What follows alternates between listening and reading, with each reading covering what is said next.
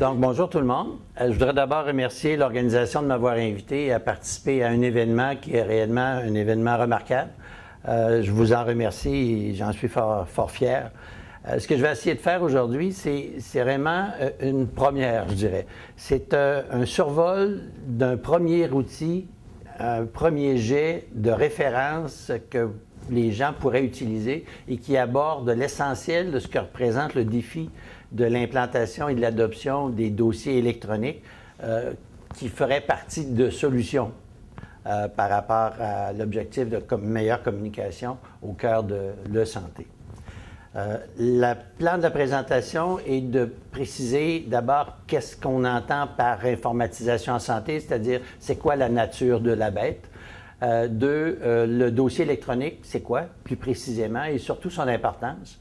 3, de regarder les contextes canadiens, québécois et peut-être quelques clins d'œil sur ce qui se passe ailleurs pour essayer de faire ressortir des conditions, des facteurs qui influencent l'adoption, des conditions de succès et aussi peut-être quelques mots sur l'importance d'une synergie des mobilisations de ceux qui se préoccupent des enjeux cliniques, des enjeux plus d'implantation liés à une opération centrée sur le patient, centrée sur l'utilisateur et donc centrée sur la pratique et l'organisation des services. D'abord, l'informatisation, la nature de la bête, comme je dis souvent, c'est réellement, faut toujours se rappeler qu'on est dans un univers qui reflète un projet ou des projets fort complexes, innovants, d'envergure, qui visent des finalités cliniques, administratives, santé publique, recherche, évaluation, etc. Donc, c'est l'univers dans lequel on se retrouve. Il y a 3 déterminants que je trouve important de mentionner pour être capable de mieux gérer justement ce défi d'informatisation. Et j'aimerais vous les identifier dans un premier temps dans le tableau que je vous présente sur les déterminants d'éthique en santé. Le tableau indique les volets, les déterminants et aussi les sous-ensembles. Je vais traiter les sous-ensembles tout de suite après, mais ça donne quand même le tableau que vous pouvez garder à côté de vous pour avoir l'ensemble des informations là, sur un même tableau. Essentiellement, on retrouve ce qui j'ai appelé déterminant, la société du savoir. On est dans une société du savoir. Il y a le volet, évidemment, des technologies elles-mêmes. Et le troisième grand déterminant, c'est le système de santé lui-même. Et la grande caractéristique, c'est que ces 3 univers, je dirais, qui sont en transformation majeure, rapide et continue. Et l'autre élément qui est important de se rappeler, c'est que ces 3 univers sont très interdépendants les uns des autres et cette interdépendance-là est généralement très sous-estimée quand on décide de développer des dossiers électroniques et d'essayer, ou n'importe quel type d'informatique, de technologie pour les mettre en place. Mais c'est là que les problèmes commencent. On parle de quoi de façon très synthétique et presque caricaturale quand on parle de société du savoir? Quel est le message? Quels sont les messages utiles à se rappeler? C'est qu'il s'agit bien sûr d'un univers où les connaissances ont explosé et vont continuer d'exploser encore plus. Donc, ça ne devient pas simple de pouvoir suivre ça. Elles sont accessibles de plus en plus dans le temps et dans l'espace. Dans le temps, c'est à peu près n'importe quand. Ça peut être en temps réel, ça peut être évidemment en temps différé, où il y a différentes possibilités, mais c'est vraiment très accessible. Et dans la notion de distance et dans l'espace, ça veut dire que c'est à peu près n'importe où maintenant dans le monde où on est capable d'avoir accès à plein de données et plein d'informations. L'importance de ça pour l'objet, le sujet d'adoption des dossiers électroniques, c'est le fait qu'on se retrouve donc avec une société où il y a de plus en plus de gens qui vont être capables d'inventer, qui vont être capables d'innover, individuellement ou par petits groupes, parce qu'ils vont avoir de l'information. Et puis en plus, on a une société qui prend sa retraite assez tôt, donc on va avoir plein de gens qui vont avoir du temps pour être capables d'innover. Et donc, on crée une situation où l'innovation risque d'exploser et amener une situation où il va y avoir une pression énorme de ce qui va venir d'en bas et qui va confronter jusqu'à un certain point des machines plus bureaucratiques. Et donc, ça a des avantages. Mais en même temps, il faut bien être conscient que la pression s'en vient et qu'il s'agit de voir comment on peut, je dirais, l'utiliser et en profiter.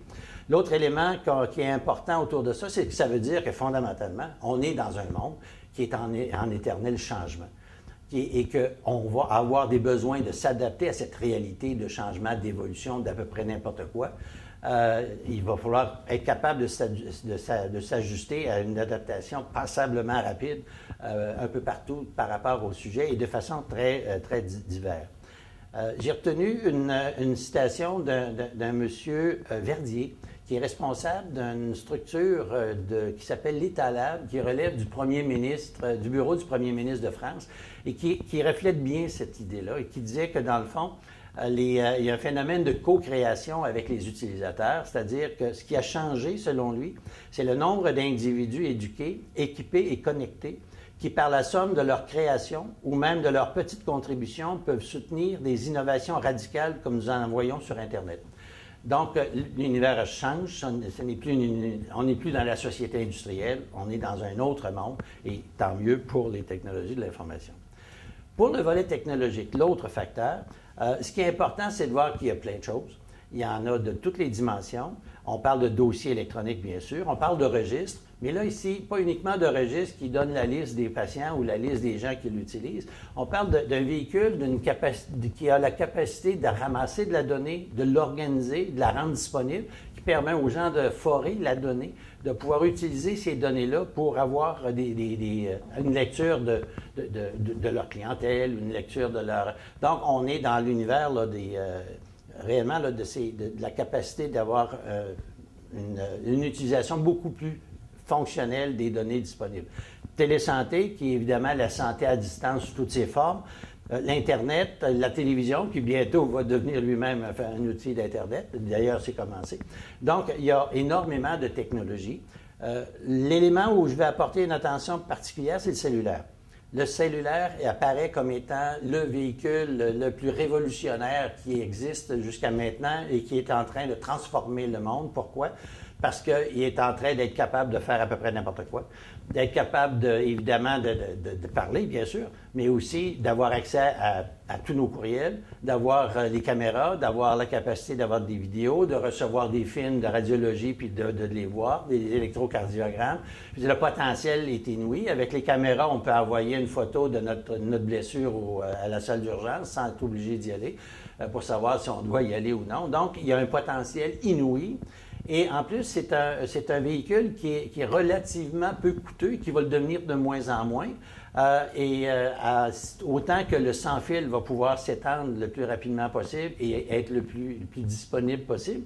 Et à ça s'ajoutent évidemment les accès aux apps, aux applications. Et là, on est dans des milliers et des milliers et des milliers d'applications et vous pouvez être assuré que le secteur de la santé est un secteur d'excellence ou de pointe où il se fait des tonnes d'applications qui vont expliquer des tonnes de choses sur comment gérer son diabète, sa maladie chronique et tout ce que vous voulez. Alors, à quelque part, là, c'est un univers qui est en train... Et tout ça va devenir disponible à travers un cellulaire qui, lui, est accessible à peu près tout le monde, si on regarde le nombre de gens qui ont des cellulaires, et qui va permettre donc en même temps la mobilité. Tout va pouvoir se faire sur une base de mobilité, ce qui est tout à fait révolutionnaire là, en termes d'organisation de services. Des éléments qui touchent évidemment l'intelligence des systèmes, le Google+, le Web 3, la carte sémantique. À la rigueur, ils sont en train d'être capables de réfléchir presque à la place des gens. Donc, ça permet d'aller encore plus loin, en autant qu'on ne donne pas le contrôle à la machine, bien sûr. Le phénomène de la télécommunication, qui est évidemment celui qui permet de faire circuler l'information, mais qui a des contraintes et des obligations en termes de capacité et aussi en termes de coût, bien sûr. Et finalement, la question des infos et des infrastructures, le besoin de normes, le besoin de standards, le besoin de banques de données, de portails, etc. Donc, tout ça existe. Puis la question, tu dis, ouais, mais qu'est-ce qu'on fait avec ça? Et le message qui passe systématiquement, c'est le besoin d'avoir des systèmes intégrés, interopérables, ouverts, évolutifs et bien sûr sécuritaires en fonction de l'accès à la donnée. Et toujours se rappeler qu'au cœur de cette révolution qui est en cours, il y a le citoyen et la mobilité qui sont centraux. Au niveau du système de santé, le troisième élément, qui est toujours lui aussi en pleine mutation, de façon continue. C'est donc le système et son fonctionnement, ses objectifs, ses orientations. Ça doit être le point de départ quand on veut informatiser, de bien savoir c'est quoi le système qu'on veut, où est-ce qu'on veut aller, puis c'est quoi les orientations, parce que la technologie, essentiellement, elle devrait être là pour supporter et aider à ce que ça soit possible, puis à aller plus loin. Donc, à quelque part, la réforme, on parle de quoi? Là, tout le monde est au courant ici, là, de la responsabilité populationnelle, la proximité, la première ligne, les réseaux locaux de services, les corridors de services pour avoir accès aux milieux plus spécialisés. Vous avez évidemment tout ce qui touche la prévention, gestion des maladies chroniques, la nouvelle orientation, ce que le commissaire appelle le nouveau paradigme de la santé, qui a comme particularité pour l'informatisation, c'est que l'essentiel des activités ou des choses que les gens ont besoin pour les maladies chroniques se passe localement. Les consultations locales, par exemple, on évalue à peu près 85% des consultations pour les maladies chroniques qui se font localement. Ce que ça veut dire, c'est que ça prend des systèmes où, localement, les gens peuvent se parler, s'acheminer de l'information et travailler en équipe ou en réseau. Donc, quand on imagine comment on va informatiser, il faut avoir ça en tête pour dire c'est vers là qu'il faut aller. En termes de défis, on parle de défis de gestion de réseau et d'interface clinique. Là, on parle de réseau de monde, on parle de réseau d'établissement, d'organisation. Et en arrière de ça, il y a évidemment tout le phénomène de la collaboration interprofessionnelle qui est en pleine explosion, je dirais, et qu'on essaie de comprendre de plus en plus, mais c'est quoi les conditions pour que cette collaboration-là soit la plus efficace possible et la plus performante. Finalement, en termes de défis liés au système de santé, c'est encore là des systèmes d'information intégrés. Pourquoi? Pour être capable d'avoir de l'information qui va pouvoir suivre le patient et qui va pouvoir être disponible, donner l'information disponible où on en a besoin pour les gens qui en ont besoin, puis en fonction de leur réalité. J'ai laissé sur ma diapo un message qui disait « Transformation qui peine à se réaliser ». En fait, mais aussi, c'est le contexte d'histoire à succès à l'occasion. Peine à se réaliser, ça veut dire, dans le fond, si je veux caricaturer solide, là, je vais dire que ça fait 40 ans qu'on parle de faire le virage ambulatoire et on n'a pas encore fini, puis il reste encore pas mal de travail. Donc, en termes de réforme d'un système de santé, il y a énormément de choses, les défis, des enjeux, des acteurs, il y a plein d'affaires qui jouent là-dedans, et c'est là-dedans qu'arrivent les technologies de l'information. C'est pas une bulle qui arrive comme ça, puis c'est un bidule qu'on met là, puis tout le reste va fonctionner. On arrive dans un univers qui est en profond changement et qu'on ne connaît pas encore, surtout pas toutes les recettes pour réussir à atteindre les objectifs de notre système d'information. Ce n'est pas étonnant que quand on veut essayer d'informatiser tout ça, qu'il y a plein d'affaires qui arrivent qui fait que l'informatisation, c'est peut-être un peu plus compliqué qu'on pense. Je rajoute le modèle ici que tout le monde connaît, là, le modèle du Chronic Care Model, gestion des maladies chroniques, juste pour garder l'image là, je dirais, plus intégrée des principaux éléments qui sont liés à la gestion des maladies chroniques, qui fait référence à la collectivité, à un ensemble dans un milieu donné. Un système de santé avec des activités qui visent à ce que les patients soient un peu plus autonomes, qui visent à ce que la prestation de soins soit mieux faite, qui visent des soutiens à la prise de décision, etc. Et tout ça dans un contexte où on voit une dynamique entre le patient et ses proches qui est en train de se transformer en interaction avec son équipe de soins, qui, lui aussi, et elle aussi, cette équipe-là, va devoir être de mieux en mieux formée et informée et en même temps proactive, c'est-à-dire capacité d'utiliser des systèmes qui va permettre que cette interaction-là avec le patient soit transformée, qui va permettre au patient de développer sa capacité, son empowerment, tout ce qu'on veut. Fondamentalement, là, c'est des mots, mais quand on veut regarder le sens profond de ça, la façon dont je l'envisage, que je le vois, c'est qu'on est dans l'univers de l'innovation sociale, carrément. On est en train de créer des situations qui vont changer les rôles de chacun, même dans les équipes de soins, incluant la place du patient, son rôle. On parle de décision partagée, on parle de plusieurs choses. Donc, à quelque part, c'est plus la même dynamique patient-d'acteur, pas du tout, qui est en train de s'en aller. Donc, à quelque part, on est réellement dans l'innovation sociale à cause du changement dans les rôles. Ceci étant dit, on a mis la table. On va parler des dossiers électroniques, vu que c'est pour ça que vous m'avez invité. Donc, une fois qu'on a parlé de ça, et il ne faut pas l'oublier parce que tout est centré sur ces dynamiques, ces réalités-là, le dossier électronique, c'est quoi? Et là, déjà, juste à poser la question, on se retrouve sur un terrain qui est assez fascinant parce que finalement, la grosse question qu'on devrait se poser à chaque fois, c'est de quoi on parle quand on parle d'un dossier électronique. Pourquoi? Parce qu'on réalise très rapidement que les définitions des dossiers électroniques sont très variables et très variables dans le temps et dans l'espace. Dépendamment où on est, à travers le monde ou même à travers nos propres organisations, on n'aura pas la même définition de c'est quoi un dossier électronique. Ça va varier dans le temps parce que si vous reposez la même question à quelqu'un 2 ans après, il n'y aura peut-être pas la même définition. Donc ça, déjà au départ, on parle sur un terrain de jeu qui n'est pas évident. Mais on parle de quoi des fois quand on parle de dossier électronique? On parle de dossier, on parle d'infrastructure, on parle d'environnement, on parle d'une plateforme, on va parler d'une banque de données, on va parler d'une vue même. Notre DSQ, au départ, c'était une vue sur quelque chose. C'était ça, le dossier. Mais de dossier, quelle sorte de dossier? Donc, on parle de dossier santé, dossier médical, dossier patient, dossier personnel, dossier clinique, dossier électronique, dossier numérique, dossier digital. Et là, donc, tous ces mots-là existent dans la réalité des échanges entre les gens qui s'impliquent là-dedans. Alors, évidemment, c'est pour ça que là, j'ai mis un certain nombre de petits sigles là, sur la diapo et je pourrais allonger la liste de façon presque infinie. Vous avez juste à faire un mélange de tout ce que je viens de vous dire et vous avez un pot pourri de possibilités d'avoir des sigles ou des définitions de dossiers électroniques. Et c'est pour ça que la clé là, que je suggère toujours, c'est de dire, est-ce qu'on peut se demander de quoi on parle quand on se parle entre nous? Parce que c'est la probabilité qu'on parle de deux choses différentes est tellement grande qu'on est peut-être mieux de préciser. Et puis après ça, de dire, OK, let's go, on va parler de ça. Maintenant, ça, c'est la partie du dossier électronique et ça explique un peu la difficulté de développer ça, la confusion qu'il peut y avoir autour de plein de projets puis d'efforts pour essayer de développer ce qu'on appelle des dossiers électroniques. Est-ce que c'est important, les dossiers électroniques? On se demandait tantôt, est-ce que ça peut faire partie de la solution d'un système ou d'une meilleure communication? La réponse est oui.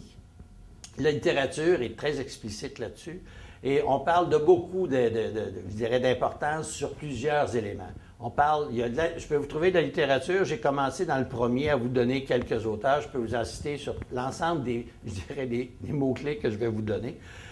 Donc, ça existe. Et là, on parle des avantages pour les usagers en termes de qualité ou de continuité de soins, en termes de sécurité des patients, en termes d'une meilleure satisfaction du patient consommateur. Si vous allez du côté des professionnels, bien sûr qu'il y a des avantages au niveau de l'information plus pertinente, l'information plus complète, l'information à jour, l'information qui arrive au moment opportun.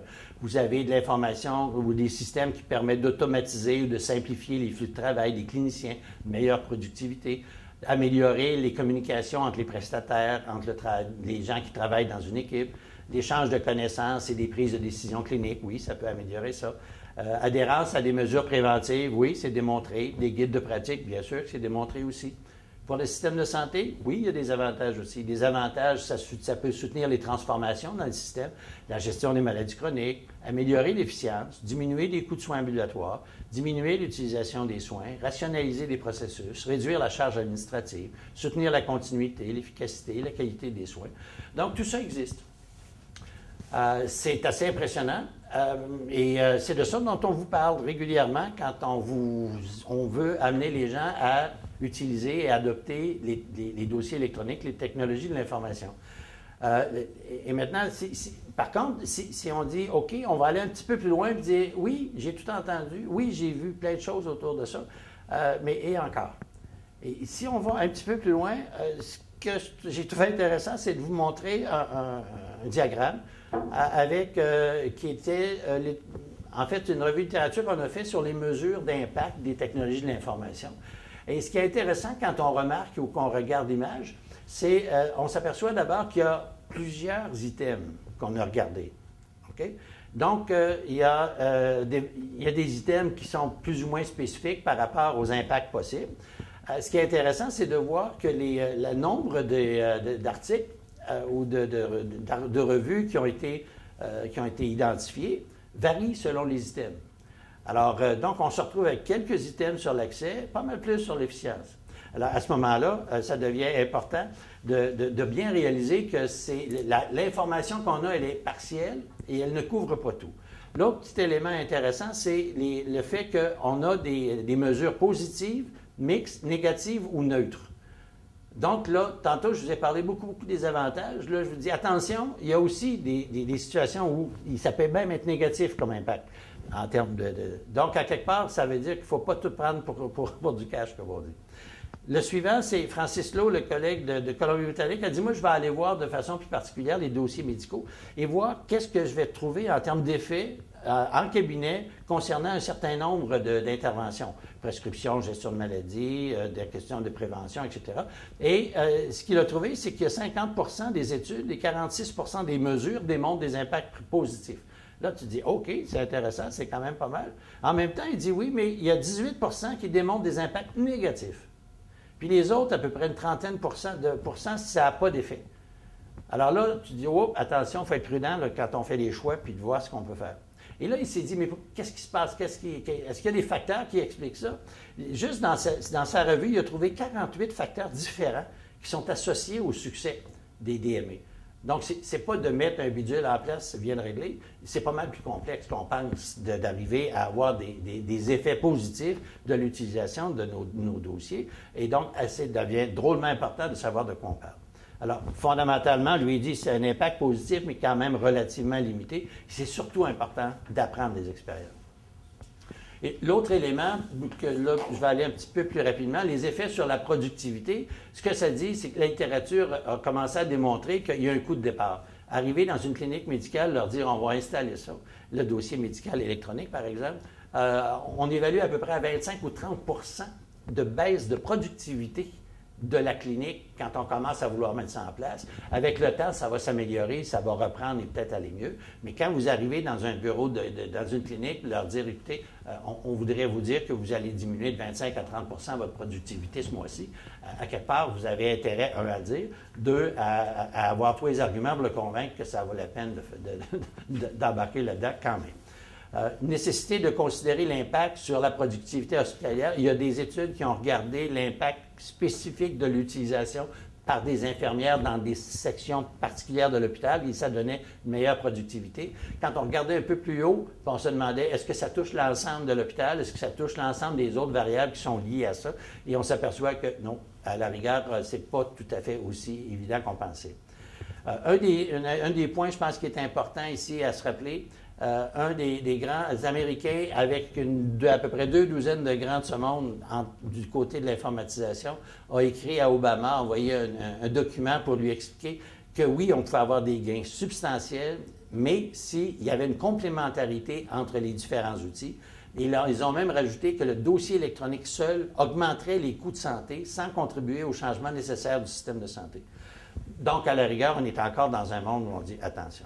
Finalement, source et nature de données, à travers tout ce que je vous dis, c'est d'être prudent sur les données, sur la source. Ce qu'on s'aperçoit, c'est qu'à peu près le quart des données des articles qui donnent des effets positifs proviennent de 4 établissements. Gros établissements bien organisés qui ont d'abord réorganisé la pratique et non pas de n'importe où. Méthodologie pour faire ces études-là, pas évidente, parce que souvent, on a tendance à avoir des approches qui sont en relation de cause à effet, qui demandent des systèmes qui sont relativement stables, puis qu'on isole l'ensemble des autres facteurs qui peuvent influencer la réalité ou les résultats, ce qui est à peu près impossible à faire, sauf sur des choses très pointues. Ce qu'on remarque, les données fiables sont limitées sur les systèmes interopérables, tant que c'est isolé dans une bulle, ça va bien, sur les systèmes développés commercialement, et sur les questions d'effet santé et de pertinence. Au Canada et au Québec, rapidement, ce qu'on remarque, c'est que, et pour introduire la question, un petit, encore là, tableau sur l'adoption, parce qu'on véhicule beaucoup le phénomène d'adoption. Regardez, il y a un ensemble de pays qui ont adopté les dossiers médicaux électroniques là, à 96, 97, 98 et ça, on s'est aperçu de ça depuis déjà un certain nombre d'années. À l'époque où au Canada, on était à peu près à 26 ou 28, donc en 2009. Là, actuellement, le Canada est rendu à 56, mais quand même, donc ça va bien. Mais ce qui est encore plus frappant, c'est les autres colonnes qui disent, une fois qu'on va un peu plus loin, puis on se dit, mais ça fait-tu plusieurs affaires quand on utilise ces dossiers-là? Ou bien si on pose juste une question, qu'on fasse n'importe quoi, on voudrait que vous nous disiez quelque chose. Quand ils se sont mis à regarder plusieurs fonctionnalités, ça veut dire est-ce que le dossier sert à assurer une relève, aller voir, faire une relance auprès des patients, etc. Là, regardez la chute fantastique dans la majorité des pays. on a encore énormément de travail à faire et c'est aussi pas si vrai que ça qu'on est les seuls à avoir de la misère à faire ça.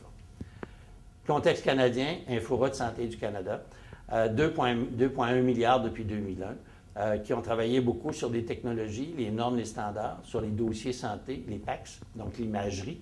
Un peu d'argent pour la télésanté, un peu d'argent pour la vaccination. On s'est mis à s'intéresser après plusieurs années aux dossiers dans les cliniques médicales. Et là, maintenant, on commence à délaisser un petit peu ça pour regarder de plus en plus le dossier patient. Ce qui est frappant en même temps, c'est qu'il fonctionne par silo, hein, c'est par nœud. Donc, ça, c'est des choses. Et on a parlé, il parle beaucoup de gestion de changement, d'évaluation. Mais en même temps, quand on parle de gestion de changement, il faut s'entendre. Ce qu'on croit comprendre de la gestion de changement des gens qui sont dans l'univers de la technologie, c'est d'amener les gens à utiliser. Si on a changé quelque chose, maintenant, ils l'utilisent. Quand on parle de la nature de l'informatisation, le véritable changement, c'est le changement dans les pratiques et dans l'organisation des services. On est sur deux planètes complètement différentes. Les approches, il y a des approches qui ont varié selon les provinces. Il y a eu des approches locales. En Ontario, on a ciblé davantage les cliniques médicales pour essayer de leur amener les dossiers patients. Ça a été relativement bien. La difficulté s'est posée quand on s'est dit maintenant comment les cliniques vont se parler entre elles. Donc l'interopérabilité, puis avec là, on s'est aperçu qu'il y avait des gros défis. Au niveau régional, l'Alberta a pris une région, en particulier Edmonton, ce qui l'a amené à avoir une vision un peu plus de l'ensemble des joueurs qui pouvaient travailler et se partager l'information, une approche plus intégrée. Et il y a eu une approche plus provinciale. Le Québec est le prototype de ça avec son dossier Santé Québec, son DSQ, où on s'est dit on va commencer par mettre une inforoute, donc la technologie en place pour être capable de faire partager, de faire circuler l'information partout au Québec, avec une démarche très systématisée et surtout top-down, et avec même une approche très en silo, parce qu'on disait, on va s'occuper du DSQ, puis on regardera les autres après, c'est-à-dire le dossier dans les établissements, puis le dossier dans les bureaux de docteur. Ça, ce sera plus tard. Donc, c'était vraiment en silo. Si on regarde l'ensemble de l'opération du contexte canadien, Rosenblum et son équipe ont fait des constats assez impressionnants qui disaient qu'il y a eu des réalisations importantes au niveau du financement, au niveau des standards nationaux, des registres patients et d'imagerie. Par contre, il y a énormément de barrières à l'adoption du plan de match dont on rêvait, parce qu'il n'y avait pas de politique de e-santé, il n'y avait pas d'implication adéquate des cliniciens. On consulte les cliniciens, mais on les implique pas. Là. On ne travaille pas avec, comme on dit. Il y avait des échecs à établir un plan d'affaires pour l'utilisation des dossiers santé électroniques. Focus national plus que régional pour l'interopérabilité. On sait que les règles du jeu se font plus au niveau régional. Et certaines rigidités dans la gestion de toute cette opération-là. Ailleurs, on s'est aperçu en Angleterre, par exemple, qu'il y avait eux aussi ont commencé avec une approche très centralisée, très top-down. Au bout de 6-7 ans, ils ont dit time out. On va aller vers des approches. On a admis que l'approche centralisée et nationale était plus requise, que les systèmes plus locaux et approches plus modulaires étaient requis, qu'il fallait permettre de petits changements et plus conformes aux besoins d'affaires et à la capacité et à la réalité de chacun. Québec, si en 2 diapos, essayer de résumer les différents, je dirais, ce qui s'est passé d'abord jusqu'en 2010, qu'on s'est aperçu, c'est qu'il y avait des projets porteurs. Oui, il y a des choses qui se passaient sur le terrain qui étaient super intéressantes, mais les gens commençaient à s'essouffler. Il y avait des établissements qui étaient motivés, mais en général, ils étaient plutôt isolés et il manquait de ressources. Il y avait une approche généralement beaucoup plus de haut en bas, donc ça arrivait du ministère ou des structures qui ont mis en place. Il y avait une cacophonie qu'on reconnaissait au niveau du ministère de C3S. Ce que ça voulait dire, c'est que dans le C3S, il y avait des tonnes d'affaires technologiques, des logiciels, des outils, des ci, des ça, mais qui ne se parlaient pas beaucoup, puis c'était assez isolé. Et on a eu un directeur général qui s'est mis à regarder ça, puis il a dit, moi, si je veux gérer tout ça, c'est quoi mes liens avec le ministère? Et en regardant chacun de ces éléments-là pour voir qui peut prendre des décisions au ministère, la conclusion, c'est que tout le ministère était impliqué dans quelques décisions à droite et à gauche, dépendamment de l'objet. Et ce qu'il suggérait, c'est qu'il puisse y avoir un RLS à l'intérieur du ministère, parce que jusqu'à maintenant, ce n'est pas une structure où les gens se parlent beaucoup. Donc, il y avait des problèmes majeurs. ILO et SILO à tous les niveaux. Ils ont fait un bilan de ce qui existait sur le terrain. On s'est aperçu qu'il y avait beaucoup de projets, mais souvent, généralement très isolés ou sur des thèmes spécifiques. Donc, il y avait des doublons. En même temps, il y avait des choses qui auraient pu être faites qui n'ont pas été faites. Mais c'était vrai autant dans des projets locaux que des projets centraux. essentiellement, on retrouvait un leadership dominant au niveau des technologiques, dominant au niveau des opérations. Et il y a eu une confusion dans les messages. Il y a un certain moment donné où le DSQ, il y a du monde qui pensait que c'était un dossier électronique, l'ensemble du dossier électronique. Il y a même un PDG d'agence qui m'a fait cette déclaration-là, quand il a réalisé que ce n'était pas tout à fait ça. Peu de consultation et participation d'utilisateurs, donc c'est une approche plus techno, pas intégrée dans l'action, dans des plans d'action clinique et impact de financement d'Inforoute. Il y a eu à un moment donné, on s'est dit, il faut aller chercher de l'argent d'Inforoute, on va regarder qu'est-ce qu'il donne et qu'est-ce qu'on peut avoir et à quelles conditions. Et c'est devenu un peu comme le plan de match du ministère, au lieu de se retrouver avec c'est quoi le plan de match du ministère, puis comment l'argent d'Inforoute peut nous aider à faire ce qu'on veut faire. Au Québec, en 2011, il y a eu un moment fort où là, il y a eu des changements majeurs. Là, on a reconnu qu'il y avait d'autres choses qu'un DSQ. C'était pas tout seul, cette affaire-là. Il y avait DSQ, DCI. Donc, DCI, c'est les systèmes dans les établissements. DME, évidemment, c'est ceux qui allaient plus au niveau clinique. Vous remarquez qu'il y a des traits entre les deux. Il y avait on a tout de suite dit, il doit y avoir des liens entre les trois. La notion d'interopérabilité, ça devait se parler, ces systèmes-là étaient majeurs et qu'il y avait une gouvernance qui devenait plus liée à un projet collectif du ministère. Ça voulait dire que c'est le ministère qui prenait le pôle et non plus les consultants ou les regroupements qui s'occupaient d'un DSQ en particulier. Des enjeux au niveau de la loi, beaucoup de choses qui ont été faites. Et finalement, on s'est retrouvé avec une définition d'un DSQ que vous pouvez voir, là, qui définit ce que c'est et surtout ce que ce n'est pas. Vous avez le DME qui rapidement, là, les gens se sont dit, oui, il faut qu'il y ait quand même une complémentarité dans les programmes d'informatisation de données pour que tout ça soit cohérent et que ça puisse se parler facilement. Ça doit s'inscrire, quand on fait un DME, ça doit s'inscrire dans une démarche générale, globale, qui tient compte et le DSQ et le DCI là-dedans, parce que ça doit se parler. Et il y a eu un programme d'adoption, je dirais, des dossiers médico-électroniques de 60 millions qui est démarré, 15 millions par année pour les cliniques médicales, qui représente, selon moi, une opportunité à ne pas rater, mais surtout à la condition de ne pas laisser les choses aller selon les lois de la nature, je dirais. Au niveau des établissements, les grands défis, c'est d'avoir des transformations de pratiques, bien sûr, centrées sur les patients, qui tiennent compte des trajectoires de patients. Et, en gros, c'est peut-être les principaux éléments. Finalement, pour le patient, c'est un incontournable défi d'innovation sociale, si on s'en tient à ce que j'ai dit jusqu'à maintenant, pour leur capacité de pouvoir être mieux impliqués, d'avoir accès à ces données et surtout de ne pas se retrouver en disant « voici les dossiers pour les patients, puis ça va faire un nouveau silo ». Ils ont fait l'expérience en Angleterre, ça a été un désastre. Entre 2 et 5 de la population ont décidé d'utiliser à travers l'Internet ces dossiers-là qui devenaient disponibles et on s'est aperçu qu'il y avait des conditions pour y arriver.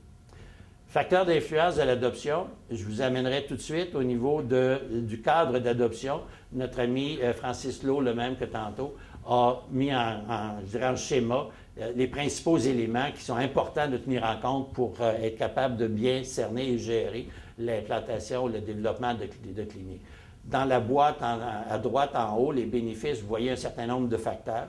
Vous avez ce qui peut influencer ces facteurs-là en termes de bénéfices, donc les gens, les organisations, la façon d'implanter.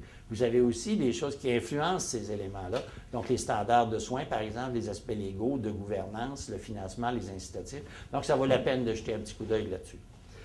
Ici, je terminerai avec peut-être il y a 3 diapos qu'on a construits pour essayer d'aider les gens qui ont acheté, je dirais, ou faire des contrats sur les dossiers médico-électroniques.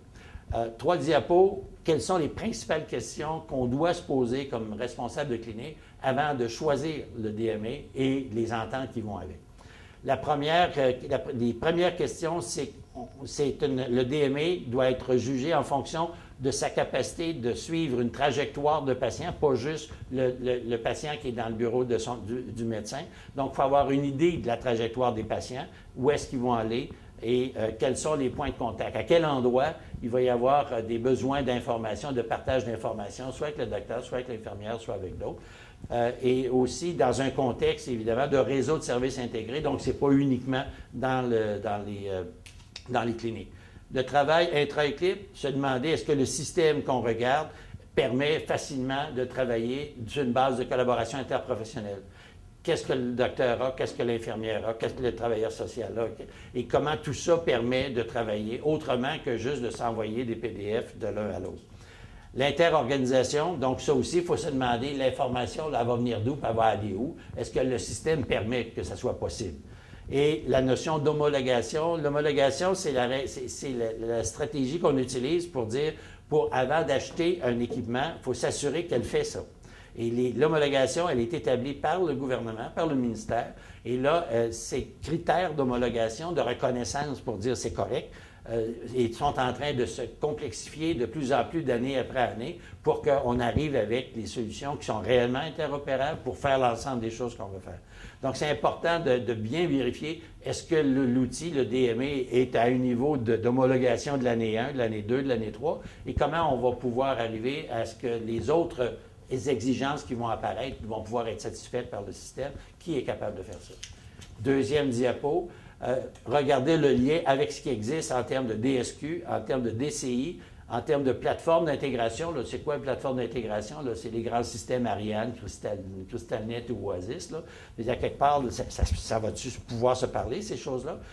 Et DPE, c'est le dossier du patient aussi. Se poser la question si on veut savoir si ça va pouvoir se brancher avec ce que le patient va avoir chez lui. Les enjeux d'interopérabilité, de compatibilité, d'interfaçage entre les différents logiciels, entre les différents outils qu'on va utiliser et que les autres vont utiliser, qu'est-ce qu'on a et qu'est-ce qui est requis. Capacité de saisir. Est-ce que le système permet de saisir la donnée, de l'organiser, d'analyser les données pour avoir des profils, des suivis de patients, des suivis de clientèle, des services de sentinelle, des capacités de relance? Est-ce que ça permet ça? C'est possible ou bien c'est pas vrai? Ça se fait pas. Et capacité d'utiliser ces données-là pour faire des mesures, des études, des évaluations, des recherches, pour être capable de gérer ce qu'on fait, mais être capable de planifier ce qu'on a à faire, puis d'être capable de mieux donner des services de meilleure qualité. Troisième point, c'est l'aspect des coûts. Un certain nombre de questions clés à poser au fournisseur, à celui qui fournit. 1, ça coûte combien à l'achat? 2, à la maintenance. 3, au développement. Comment ça va coûter pour mettre à jour à chaque année le système? Comment ça va coûter pour rehausser le système si jamais, et c'est pas si jamais, quand va arriver le besoin de le faire? Est-ce qu'on a des systèmes qui permettent d'interfacer, d'intégrer avec d'autres choses? Est-ce qu'elles sont compatibles aujourd'hui? Est-ce qu'elles vont rester compatibles demain? Et sinon, ça va marcher comment? Est-ce qu'il y a d'autres... Avec quel autre système le logiciel peut fonctionner? Soins à domicile, par exemple. Le système qu'il y a dans les hôpitaux d'admission, de départ et transfert. Est-ce que la compatibilité existe là, avec les systèmes qu'on achète? Donc, c'est important d'avoir des réponses à ça. L'idée, c'est qu'on ne s'attend pas à tout avoir ça. C'est juste, si vous voulez être sûr de savoir ce que vous achetez et le type d'entente et ce que ça peut vous coûter, pas juste quand vous signez, mais dans les années qui vont suivre, c'est important d'avoir cette préoccupation et de poser ce genre de questions-là à votre fournisseur. Finalement, conditions de succès, se rappeler que les stades de l'évolution, je vais vous laisser les lire parce que on a des problèmes de temps, mais fondamentalement, il faut réellement réaliser que quand on fait un projet d'expérimentation puis qu'on veut qu'il s'intègre dans l'organisation, qu'il se journalise et qu'on veut éventuellement que ça devienne pérenne et qu'on veut éventuellement que ça puisse se diffuser ailleurs, ce sont des contextes fondamentalement différents en termes de contexte de réalisation et le passage de l'un à l'autre doit être prévu d'avance. Il faut bien comprendre c'est quoi les différences, ce qui nous amène à voir que l'innovation, l'expérimentation est beaucoup plus faisable localement.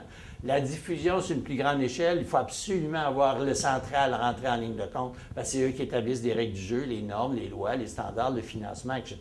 Donc, c'est une opération où les différents niveaux d'intervention doivent être en lien, en synergie entre eux de façon importante. Et c'est là qu'on parle de la synergie interniveau, entre les niveaux, si on veut réussir à avoir les conditions de réalisation, parce que la réalité est complètement différente selon les stades. D'autres conditions de succès, une étude qui a été faite par Lamotte et Fortin sur un ensemble de projets qui avaient été financés par le fédéral. Et ce qui ressort, l'importance d'une vision de l'organisation clinique souhaitée et partagée, de bien reconnaître qu'il s'agit d'un projet collectif, l'importance de la synergie interniveau dont je viens de vous parler, l'importance d'accepter et de supporter l'innovation. Et ce n'est pas partout que les gens acceptent d'innover, même localement, puis encore moins au niveau central. Au niveau central, l'innovation, des fois, ça dérange. Donc, à quelque part, il faut que ça soit non seulement accepté, que ça soit supporté à partir des acquis et des forces du réseau. Il y en a des acquis, il y en a des forces, il faut miser là-dessus, il faut pousser là-dessus.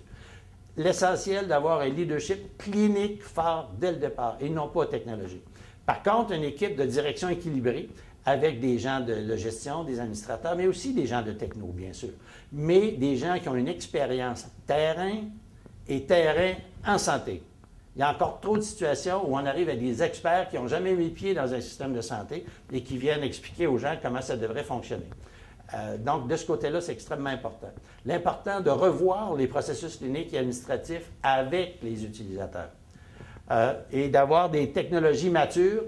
On dit souvent, oh, la technologie, c'est pas un problème. C'est vrai jusqu'à un certain point, mais les technologies matures qui vont le demeurer, il n'y en a réellement pas beaucoup. Si on avait une technologie qui était très mature, on la prendrait, puis ça serait simple pour tout le monde. Technologie intégrée, qui s'intègre, puis qui va être capable d'évoluer dans le temps. Tous des critères qui ne sont pas toujours évidents dans des systèmes fermés. Il faut apprendre de façon continue, partager et capitaliser les enseignements. En clair, ça prend de l'évaluation, ça prend de la recherche, ça prend du monde et surtout le partage de ces connaissances-là pour faire quelque chose avec. J'avais un exemple de milieu qui était très innovant, qui faisait plein de choses. Peut-être que les mots-clés là-dedans, ce qui est intéressant, c'est beaucoup l'épine dorsale de la construction, c'est le modèle de soins intégrés qu'ils ont développé, de contexte d'implantation, mais aussi le développement du système a été incrémental, conçu à l'interne, dirigé par des champions, avec la collaboration des milieux de recherche. Ici, on n'a pas beaucoup de prototypes de ce type-là, et c'est extrêmement important comme point de repère. Les défis, donc, que je résumerai pour garder en mémoire, pour avancer. Un, garder une lecture compréhensive et systémique d'un système, de savoir que ce qu'on essaie de faire, ça se situe où dans l'ensemble. 2, un gouvernail public. 3, un défi collectif et une synergie interniveau. 4, des terrains forts, des milieux d'innovation qui vont permettre de servir de laboratoire, d'apprendre, et puis ce qu'on apprend va pouvoir être partagé. Il y a des milieux qui vont plus facilement être en avant de la parade, mais il faut vraiment les faire amener en avant de la parade pour comprendre c'est quoi la nature des choses. J'aimerais qu'on puisse développer davantage de centres d'expertise intégrateurs. En clair, de réunir davantage d'experts, des experts encore là, cliniques, technologiques, gestionnaires et de recherche, et de chercheurs ensemble, en collectif, pour être capable de capitaliser ce qu'on peut apprendre, ce qu'on sait déjà, et que ça puisse servir aussi à d'autres. Là. Donc, c'est vraiment là, un centre d'expertise pour, je dirais, d'intérêt général. Finalement, des stratégies pour l'interopérabilité, bien sûr. Et dernier petit sujet, encore une dernière des dernières, comme diraient mes fils, l'importance que je mettrais à essayer de voir si on peut mobiliser davantage les organisations qui s'intéressent à tout ça, qui s'intéressent aux patients, avoir une approche centrée patient, qui s'intéressent aux décideurs, avoir une démarche qui associe les décideurs, les utilisateurs et les chercheurs. Et je crois qu'il y en a un certain nombre. Ici, le colloque, pour moi, est un très bel exemple de cet univers-là. Je pense que c'est un colloque qui devrait se répéter parce qu'il est réellement intéressant. J'ai appris beaucoup. Et maintenant, ce serait peut-être intéressant de s'imaginer ou de regarder ou d'échanger entre nous pour voir s'il ne peut pas avoir une stratégie d'ensemble pour les différents groupes qui ont les mêmes préoccupations, les mêmes intérêts, et qui pourraient essayer de voir, on peut-il avoir une stratégie inter-regroupement ou inter-colloque qui pourrait se bâtir pour se dire dans une année ou sur une base de 2 ans, comment est-ce qu'ensemble on pourrait développer des choses qui soient, disons, dans une stratégie évolutive et complémentaire de nos actions, nos activités. Je remarque qu'il y a plusieurs des colloques où on retrouve plusieurs fois les mêmes intervenants. C'est parfait, c'est les mêmes, on reconnaît tous lesquels sont importants. Comment on peut faire pour capitaliser, pour que tout ça puisse devenir une stratégie d'ensemble de mobilisation? Je pense à la SOCIB, par exemple, à l'Equisti, à l'Agir, à l'AMQ, Cifrio, qui fait des projets fort intéressants.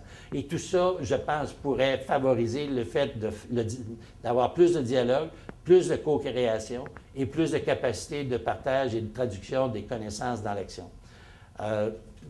Projet collectif. Je pense que on est rendu à une étape où il faut absolument développer un projet collectif de formation des gens sur l'informatique, l'informatisation.